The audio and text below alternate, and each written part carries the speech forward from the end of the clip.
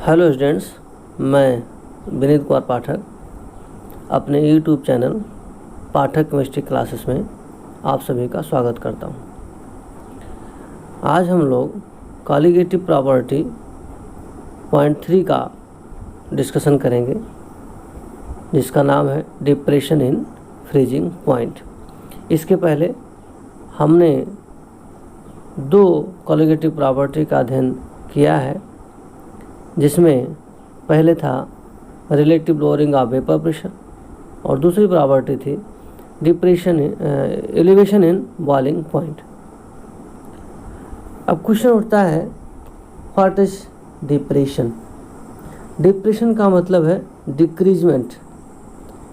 Depression को हम कहते हैं डिक्रीजमेंट या घटना। कोई चीज़ जब कम होती है या घटती है, डिक्रीज होती है, या किसी प्रॉपर्टी में जब कोई कमी आती है तो उसको बोलते हैं हम डिप्रेशन। दूसरा है इन फ्रीजिंग पॉइंट। ये डिक्रीजमेंट किस में हो रहा है? फ्रीजिंग पॉइंट में डिक्रीजमेंट हो रहा है। फ्रीजिंग पॉइंट क्या है? It is the temperature at which vapour pressure of a liquid becomes equal to its vapour pressure of the gas state, then it is called freezing point. अगर हमें इसको define करना है तो बहुत ही आसान तरीका है।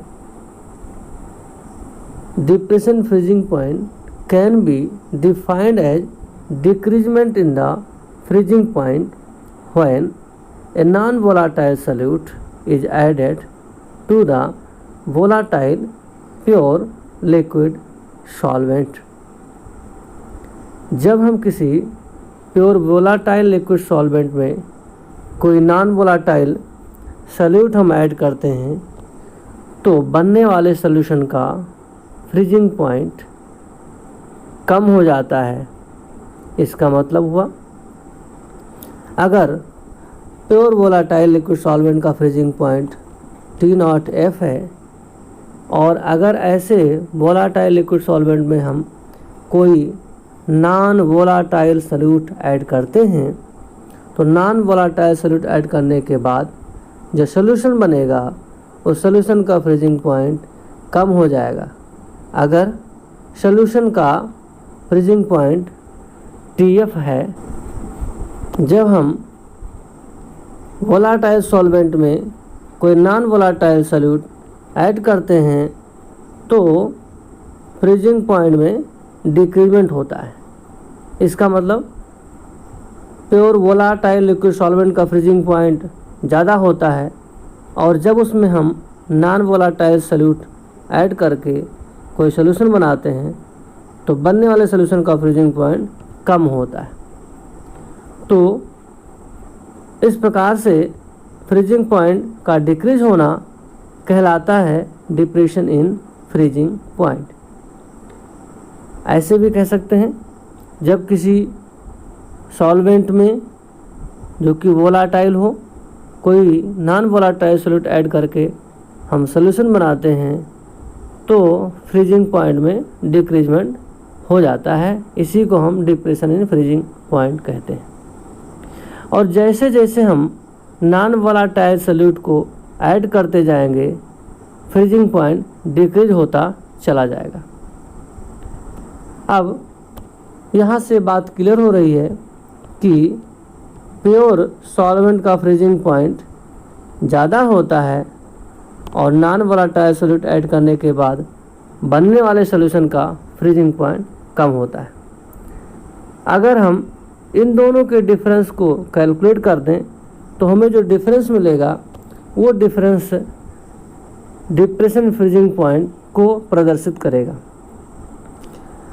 मैंने अभी बताया कि प्योर सॉल्वेंट का फ्रीजिंग पॉइंट ज़्यादा होता है तो T0F हो जाएगा माइनस TF। यहाँ TF होगा। TF is the freezing point of solution obtain after addition of non volatile solute. तो आपको डिफरेंस मिल जाएगा TF is equal to T0F minus TF। यहाँ पर T0F is the freezing point of pure solvent and TF is the freezing point of the solution obtained after addition of non-volatile solute. Suppose that T0F यहाँ पर हम T0F is the vapor pressure freezing point of pure solvent and TF is the freezing point of solution obtained after the addition of non-volatile solute. तो solvent का freezing point ज़्यादा होगा, solution का freezing point कम होगा। इस प्रकार से दोनों का डिफरेंस निकाल देंगे तो आपको मिलेगा delta TF is equal to T0F minus TF। This difference in the freezing point between the pure solvent and solution is called depression in freezing point. इसी को हम डिप्रेशन इन फ्रीजिंग पॉइंट कहते हैं। यह होता है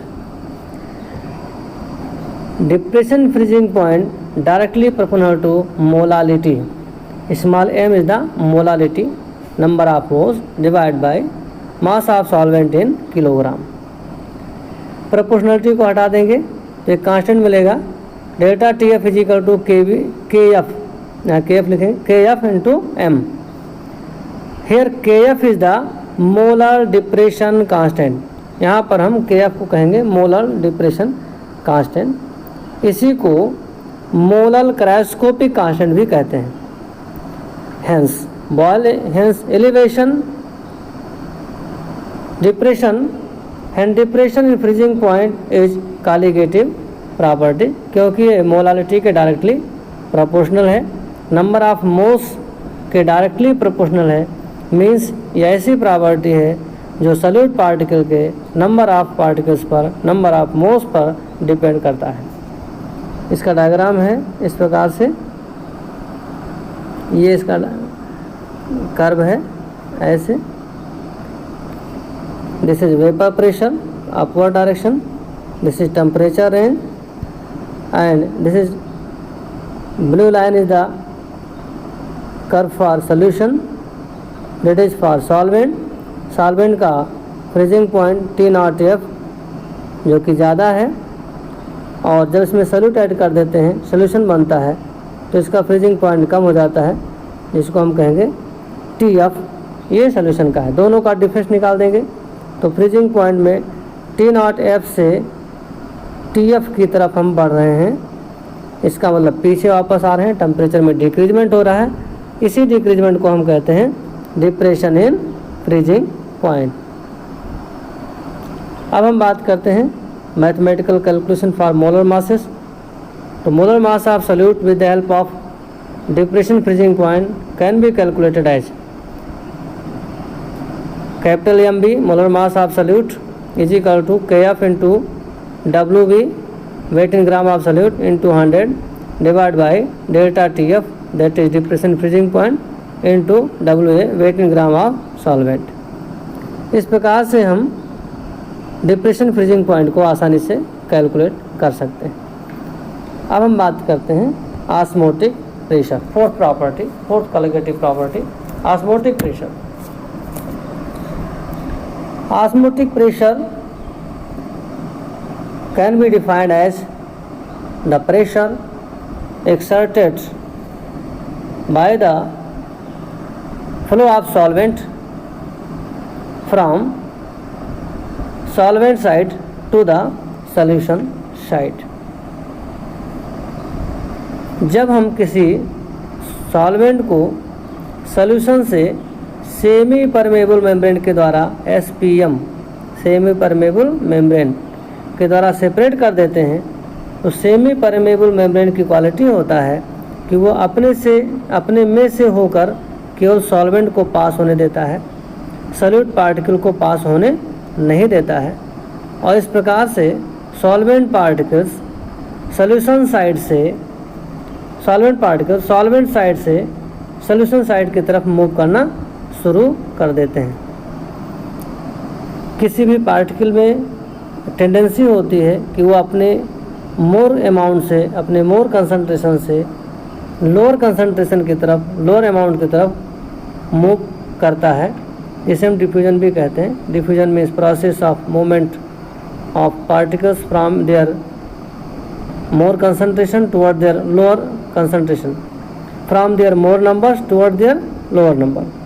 तो जब हम सॉल्वेंट और सॉल्यूशन को सेमी परमेबल मेम्ब्रेन से सेपरेट करते हैं तो सॉल्वेंट के number of moles solvent side में ज़्यादा होते हैं और सॉल्यूशन साइड में कम होते हैं। इसलिए सॉल्वेंट पार्टिकल्स अपने मोर अमाउंट से लो अमाउंट की तरफ, यानी सॉल्वेंट साइड से सॉल्यूशन साइड की तरफ मूव करना शुरू कर देते हैं। बीच में सेमी परमेबल मेम्ब्रेन होता है और सेमी परमेबल मेम्ब्रेन केवल सॉल्वेंट के लिए परमेबल है, सॉल्यूट के लिए नहीं है।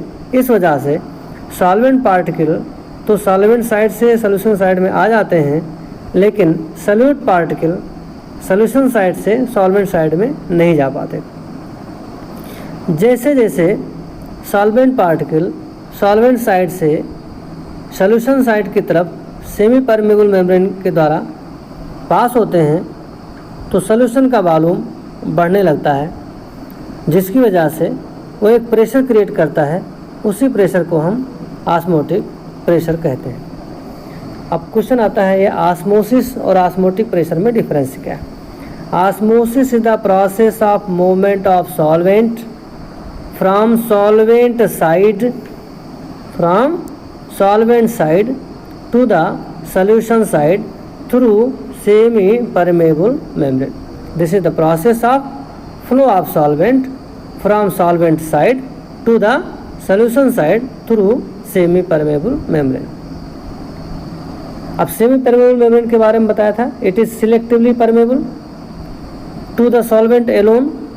यह ऐसा मेम्ब्रेन है जिसमें से होकर सॉल्वेंट तो पास हो सकते हैं लेकिन सॉल्यूट पास नहीं हो सकते। अब ऑस्मोटिक प्रेशर के बारे में एक बार पुनः देख लीजिए। Osmotic pressure, it is the excess pressure which must be applied to the solution to prevent the passage of solvent into it across semi permeable membrane. जब सॉल्वेंट सॉल्यूशन की तरफ आते हैं तो सॉल्यूशन का वॉल्यूम बढ़ने लगता है। वॉल्यूम बढ़ने से सॉल्यूशन का जब लेवल ऊपर की तरफ उठता है तो ये एक प्रेशर एटमॉस्फेयर पर क्रिएट करता है और वही प्रेशर ऑस्मोटिक प्रेशर होता है। लेकिन इसको मेजर करने का तरीका है कि अगर हम सॉल्यूशन साइड पर इतना प्रेशर लगा दें कि सॉल्वेंट का फ्लो सॉल्वेंट साइड से सॉल्यूशन की साइड तरफ होना जस्ट स्टॉप हो जाए, तो स्टॉप होने के लिए हमको जितना प्रेशर ऑस्मोसिस प्रोसेस को स्टॉप करने के लिए जितना प्रेशर हमें सॉल्यूशन साइड में लगाना पड़ता है, जिससे कि सॉल्यूशन का वॉल्यूम बढ़े ना, इनिशियली जितना था उतना ही बना रहे, तो वो जो प्रेशर आप एक्सटर्नल लगाएंगे वो ऑस्मोटिक प्रेशर के बराबर होगा। इसीलिए जब हमको ऑस्मोटिक प्रेशर कैलकुलेट करना होता है तो हम एक्सटर्नल प्रेशर सॉल्यूशन साइड पर लगाते हैं। सॉल्यूशन साइड पर हम इतना एक्सटर्नल प्रेशर लगाते हैं कि ऑस्मोसिस की प्रोसेस जस्ट स्टॉप हो जाए। अगर ऑस्मोसिस की प्रोसेस स्टॉप होने के बाद हम और ज़्यादा प्रेशर लगाएंगे सॉल्यूशन साइड में तो रिवर्स ऑस्मोसिस शुरू हो जाएगा और सॉल्वेंट पार्टिकल सॉल्यूशन साइड से सॉल्वेंट साइड में जाना शुरू कर देंगे, जिसको हम कहेंगे रिवर्स ऑस्मोसिस। ऑस्मोसिस वो प्रोसेस है जिसमें सॉल्यूशन और सॉल्वेंट दोनों को जब हम किसी सेमी परमेबल मेम्ब्रेन से सेपरेट करते हैं तो सॉल्वेंट पार्टिकल अपने आप सॉल्यूशन की साइड में मूव कर देना शुरू कर देते हैं, जिसकी वजह से सॉल्यूशन साइड का वॉल्यूम बढ़ता है, उसका लेवल बढ़ता है। वॉल्यूम बढ़ने के साथ में वो एटमॉस्फेयर पर एक प्रेशर क्रिएट करता है जो एक्चुअल में ऑस्मोटिक प्रेशर है। लेकिन उसे मेजर कैसे करेंगे? उसको मेजर करने के लिए हम एक्सटर्नल प्रेशर अप्लाई करते हैं on the side of solution so that process of osmosis can be just stop. अगर आपको सिर्फ एक लाइन में डेफिनेशन देना है कि ऑस्मोटिक प्रेशर क्या है। बहुत आसान है। Osmotic pressure is an extra pressure, it is an extra pressure on the side of solution to just stop the process of osmosis. वो एक्स्ट्रा प्रेशर जो हम सॉल्यूशन साइड में लगा करके ऑस्मोसिस के प्रोसेस को जस्ट स्टॉप कर देते हैं, उस एक्स्ट्रा प्रेशर को ही हम ऑस्मोटिक प्रेशर कहते हैं। Osmotic pressure is an extra pressure applied on the side of solution to just stop the process of osmosis, to just stop the flow of solvent from solvent side to the solution side through semi-permeable membrane. It is denoted by pi. इस osmotic pressure को हम पाई से denote करते हैं। अब इसको बहुत आसानी से हम कैलकुलेशन भी कर सकते हैं। ऑस्मोटिक प्रेशर पाई की वैल्यू भी हम आसानी से कैलकुलेट कर सकते हैं और इसके हेल्प से हम सॉल्यूट पार्टिकल का मोलर मास भी कैलकुलेट कर सकते हैं। हम जानते हैं आइडियल गैस इक्वेशन क्या होता है, PV = nRT, where P the pressure of the gas. अब अगर हम ये इसको बोलते हैं आइडियल गैस इक्वेशन। जैसे गैस आइडियल होता है ऐसे ही कुछ सॉल्यूशंस भी आइडियल होते हैं जिनको बोलते हैं आइडियल सॉल्यूशन। आइडियल सॉल्यूशन के लिए भी एक इक्वेशन है जो कि आइडियल गैस इक्वेशन से मिलता जुलता है, जिसको हम कहते हैं आइडियल सॉल्यूशन इक्वेशन। अब आइडियल सॉल्यूशन इक्वेशन में हम P की जगह पर पाई का इस्तेमाल करेंगे। Pi the pressure of the pi the osmotic pressure. यहाँ पर पाई क्या होगा, pi will be osmotic pressure. So ideal gas equation हम लिखेंगे इस प्रकार से, pi is equal to osmotic pressure लिखेंगे pi V is equal to nRT। जैसे PV is equal to nRT लिखते थे, ऐसे हम लिखेंगे pi V is equal to nRT। ये हमारा है ideal solution equation. So pi V is equal to nRT, so pi D is equal to क्या होगा, n/V × RT। यहाँ n क्या है, नंबर ऑफ मोल, V क्या है, वॉल्यूम इन लीटर, तो मोल पर लीटर हो जाएगा। मोल पर लीटर को सॉल्यूशन में क्या कहते हैं, कंसंट्रेशन। इसलिए अब हम लिखेंगे पाई = CRT, पाई = CRT। ये C क्या है, C is the mole per litre concentration, n/V की जगह पर हम लिख देंगे C। तो पाई = हो जाएगा CRT, where pi the osmotic pressure, C is the mole per litre concentration of solution, R is the gas constant, इसको मैं यहाँ सॉल्यूशन कांस्टेंट बोलेंगे, and T is the temperature in kelvin. तो यहाँ पर हम pi osmotic pressure mathematically calculate कर सकते हैं। मैथमेटिकली पाई = CRT, तो osmotic pressure is concentration into R into T। अब अगर हमें ऑस्मोटिक प्रेशर से मोलर मास निकालना है किसी सॉल्यूट का, तो वो भी निकाला जा सकता है। हम जानते हैं पाई = CRT एंड C = होता है n/V × RT, और n की वैल्यू क्या होती है, number of mole, weight in gram divide by molar mass into V, क्योंकि n की जगह पर हम लिख देंगे W/m V × RT। ये हो जाएगा आपका, और यहाँ से m आप कैलकुलेट कर सकते हैं। तो क्या बनेगा फॉर्मूला, पाई = W/m, यहाँ पर V ऊपर आ जाएगा, इंटू RT, ये हो जाएगा। सो m = क्या होगा, m = हो जाएगा WV/RT/पाई। इस प्रकार से आप ऑस्मोटिक प्रेशर के हेल्प से मोलर मास कैलकुलेट कर सकते हैं। यहाँ पर पिक्चर ओवरलैप हुआ है। Osmotic pressure is A colligative property. How, osmotic pressure एक कॉलीगेटिव प्रॉपर्टी क्यों है, इसको हमें देखना है। तो वांट हॉफ ने स्टडी किया था कि ऑस्मोटिक प्रेशर ऑफ डाइल्यूट और ideal solution and concluded that gas law was applicable to the ideal solutions as well। Van Hoff ने पहली बार ऑस्मोटिक प्रेशर का अध्ययन करके डाइल्यूट सोल्यूशन पर या आइडियल सोल्यूशन पर ये निष्कर्ष निकाला कि हम गैस लॉ को आइडियल सोल्यूशन के लिए अप्लाई कर सकते हैं। आइडियल सोल्यूशंस वो होते हैं जिनका कंसंट्रेशन बहुत ही कम होता है। और उन्होंने इक्वेशन दिया pi is equal to CRT, जिसको हम लोगों ने अभी डिराइव किया। Where C the molar mass, R is the gas constant and T the temperature. Thus osmotic pressure is a colligative property. इससे बताया गया कि ऑस्मोटिक प्रेशर एक colligative property, pi is equal to CRT, जिसको हम लिख सकते हैं nRT/V। और यहाँ से हम निकाल सकते हैं ये MB, ये molar mass of the solute, WBRT/V पाई। हाँ, V पाई सही है। अब यहाँ कुछ कंडीशंस है इसके लिए। Conditions for getting accurate molar mass क्या है?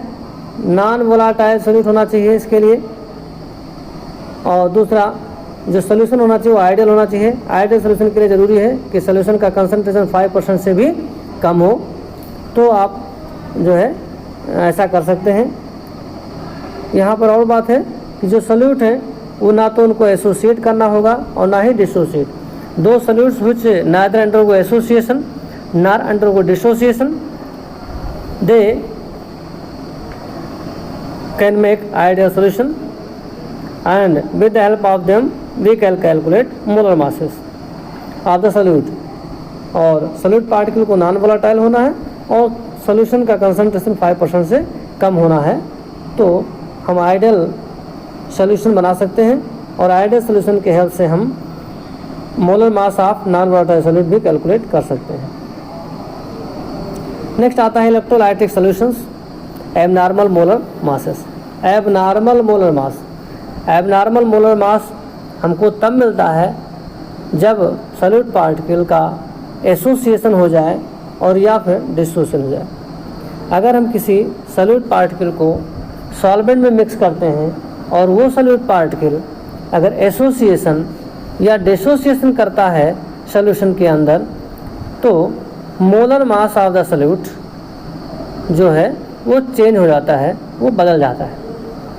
और ऐसे बदले हुए मोलर मास को हम कहते हैं एबनॉर्मल मोलर मास। और मोलर मास का एसोसिएशन और डिसोसिएशन से इन्वर्सली रिलेशन होता है। अब हम बात करते हैं association of solute molecules in certain solvent, generally non polar solvent, solute molecules undergo association. ये देखा गया है कि solute molecules non polar solvent में एसोसिएशन करते हैं। Na give rise AN, single molecule, several single molecules combined to form one joint molecule. बहुत सारे छोटे छोटे मॉलिक्यूल आपस में जुड़ करके एक बड़े मॉलिक्यूल का फॉर्मेशन कर देते हैं, तो नंबर ऑफ पार्टिकल से क्या होगा? डिक्रीज कर जाएगा। So total number of molecules decreases, और मॉलिक्यूल की संख्या कॉलिगेटिव प्रॉपर्टीज़ के इनवर्सली प्रोपोर्शनल होता है। Total number of molecules decreases, colligative property decreases, molar mass and colligative property है इनवर्स रिलेशन। यह आपको रहा था मोलर मास और कॉलिगेटिव प्रॉपर्टी का इनवर्स रिलेशन होता है, और कॉलिगेटिव प्रॉपर्टी का नंबर ऑफ पार्टिकल के साथ में डायरेक्ट रिलेशन होता है। अगर नंबर ऑफ पार्टिकल्स सोल्यूशन में ज़्यादा हैं तो कॉलिगेटिव प्रॉपर्टी की वैल्यू ज़्यादा होगी। नंबर ऑफ पार्टिकल्स अगर सोल्यूशन में कम है तो कॉलिगेटिव प्रॉपर्टी कम होगी। इसका मतलब हुआ कि number of molecules directly proportional to colligative property, colligative property and colligative property and colligative property is inversely proportional to molar mass of the solute. Colligative property अगर ज़्यादा है तो मोलर मास कम हो जाएगा, कॉलिगेटिव प्रॉपर्टी कम है तो मोलर मास ज़्यादा हो जाएगा। अब colligative property association and dissociation पर डिपेंड करेगा। अगर कोई सॉल्यूट पार्टिकल सॉल्यूशन में जाने पर एसोसिएट हो जा रहा है, बहुत सारे छोटे छोटे मॉलिक्यूल आपस में जुड़ करके बिग मॉलिक्यूल्स बना रहे हैं, तो उनके नंबर ऑफ पार्टिकल्स की संख्या कम हो जाती है। एसोसिएशन करने पर नंबर ऑफ पार्टिकल की संख्या कम हो जाती है, और नंबर ऑफ पार्टिकल की संख्या कम होने पर कॉलीगेटिव प्रॉपर्टी की वैल्यू कम हो जाएगी, और कॉलीगेटिव प्रॉपर्टी वैल्यू डिक्रीज करने पर मोलर मास बढ़ जाएगा, और इस प्रकार से बढ़ा हुआ मोलर मास कहलाएगा एबनॉर्मल मोलर मास। ऐसे ही कुछ ऐसे सॉलिड पार्टिकल होते हैं जिनको सॉल्वेंट में डिजॉल्व करने पर वो एसोसिएशन के बजाय डिसोसिएशन करते हैं, और अगर वो डिसोसिएशन करते हैं तो उनमें नंबर ऑफ पार्टिकल की संख्या बढ़ जाती है। नंबर ऑफ पार्टिकल की संख्या बढ़ेगी तो कॉलीगेटिव प्रॉपर्टी बढ़ेगी, कॉलीगेटिव प्रॉपर्टी बढ़ेगी तो मोलर मास डिक्रीज कर जाएगा। ऐसे डिक्रीज किया हुआ molar mass abnormal molar mass कहलाता है। अब हम एसोसिएशन के बाद में रहेंगे। एक एग्जांपल देते हैं, एसिटिक एसिड। एसिटिक एसिड को अगर बेंजीन में डिजॉल्व कर दें तो ये डायमर बना लेता है। डायमर का मतलब हो गया दो एसिटिक एसिड मॉलिक्यूल आपस में कंबाइन होकर के सिंगल एसिटिक एसिड मॉलिक्यूल बनाते हैं।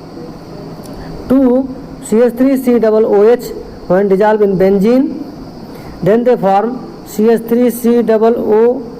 CH3COOH का होल ट्वाइस, ये डायमर। तो ऐसा करने पर क्या होगा, नंबर ऑफ पार्टिकल्स की संख्या हाफ हो जाएगी। नंबर ऑफ पार्टिकल्स की संख्या अगर हाफ हो जाती है तो कॉलीगेटिव प्रॉपर्टी हाफ हो जाएगा, और अगर कॉलीगेटिव प्रॉपर्टी हाफ होती है तो मॉलिक्यूलर मास क्या होगा, डबल हो जाएगा, क्योंकि इनवर्सली प्रोपोर्शनल है। Molecular mass determine twice that is expected, ये हो जाएगा। इस प्रकार से एसोसिएशन और डिसोसिएशन दोनों कॉलीगेटिव प्रॉपर्टी को अफेक्ट करते हैं, मोलर मास को अफेक्ट करते हैं। अब डिसोसिएशन का एग्जांपल जो आपको बता रहे थे, एक एग्जांपल डिसोसिएशन ऑफ मॉलिक्यूल का देख लो। KCl है, पोटेशियम क्लोराइड। अगर KCl को हम डिजॉल्व कर देते हैं पोलर सॉल्वेंट में तो ये क्या बन जाएगा, K+ बन जाएगा, Cl- बन जाएगा। तो 1 molecule of KCl when dissolved in polar solvent then form 2 particles, one is potassium ion, other is chloride ion। तो नंबर ऑफ पार्टिकल्स कितने हो गए, डबल हो गए ड्यू टू डिसोसिएशन। और नंबर ऑफ पार्टिकल अगर डबल होंगे तो कॉलीगेटिव प्रॉपर्टी भी डबल हो जाएगी, और कॉलीगेटिव प्रॉपर्टी मोलर मास के इनवर्सली प्रोपोर्शनल होता है। कॉलीगेटिव प्रॉपर्टी जब डबल होगी तो मोलर मास हाफ हो जाएगा। इसीलिए ऐसे मॉलिक्यूल्स का मोलर मास क्या होता है, हाफ हो जाता है, कम हो जाता है। इस एसोसिएशन और डिसोसिएशन फैक्टर्स को माइंड में रखते हुए वान डे हॉफ ने जो कॉलीगेटिव प्रॉपर्टीज के मैथमेटिकल इक्वेशन थे उसमें कुछ मॉडिफिकेशन किया। जैसे एलिवेशन बॉइलिंग पॉइंट का फॉर्मूला था डेल्टा TB = KBM, जिसमें उन्होंने I लगा दिया। I क्या है, I is the one day half factor. I = number of particles after association dissociation divide by number of particles before association and dissociation. तो number of particles जैसे change होंगे colligative property change आएगी, और colligative property molar mass के inversely proportional है, इसलिए molar mass भी change हो जाएगा। अब दूसरा है TF = IKFM। पहले था depression freezing point directly proportional to molar mass था, जिसको डेल्टा TF = KF × M लिखते थे। यहाँ पर भी I इंट्रोड्यूस किया गया। I means one day half factor. ऐसे ही आइडियल सॉल्यूशन इक्वेशन कैसा था, पाई = CRT था, उसमें I लगा दिया। I का मतलब हो गया one day half factor, incorporate कर दिया। तो ये molar normal molar mass by observe molar mass, या कह सकते हो after association and dissociation divide by before association and dissociation, ये मोलर मास का वान डे हॉफ फैक्टर का फॉर्मूला है। I is the one day half factor. I क्या है, वान डे हॉफ फैक्टर है। तो इस प्रकार से हम लोग कॉलीगेटिव प्रॉपर्टी को ख़त्म करते हैं।